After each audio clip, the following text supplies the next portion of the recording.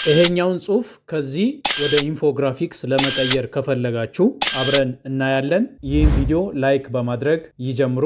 አብራችሁኝ ቆዩ። ብሮዘራችሁን ከከፈታችሁ በኋላ pickdoc.ai ብላችሁ ትጽፋላችሁ። ለምሳሌ እዚህ ጋር እንደምትመለከቱት የሆነ ጽሁፍ አዘጋጅቻለሁ። ጽሁፋችሁን እንደዚህ ኮፒ ታደርጉና ኮፒ ካደረጋችሁ በኋላ ወደ ዌብሳይቱ ትሄዳላችሁ። እዚህ ጋር መታችሁ ጽሁፋችሁን ፔስት ታደርጋላችሁ። ጽሁፋችሁን ከወሰደ በኋላ እዚችኛዋ ምልክት ላይ ክሊክ ስታደርጉ ጽሁፉን ካየ በኋላ ለዚህ ጽሁፍ የሚሆነውን ኢንፎግራፊክስ ራሱ ክሬት ያደርግላችኋል ማለት። እናንተ የምትፈልጉትን መርጣችሁ መጠቀም ትችላላችሁ። ከጽሁፋችሁ ጋር የሚሄደው የትኛው ነው የሚለውን ከመረጣችሁ በኋላ እዚች ጋር ራይት ምልክት አለች። እሷ ላይ ስታደርጉ ይቀበልላችኋል ማለት። ቀጣይ ጽሁፍ ካላችሁ ለምሳሌ ከታች በኩል ኤአይ ጀነሬቲንግ ይላችኋል። ይሄን ጽሁፍ ያየውና ለዚህ ጽሁፍ የሚመጥነውን ምስል ወይም ኢንፎግራፊክስ ክሬት ያደርግላችኋል ማለት። ያለዛም ደግሞ ሙሉ ዶክመንት አድ አድርጋችሁ ለዛ ዶክመንት ክሬት እንዲያደርግ ማድረግ ትችላላችሁ ማለት።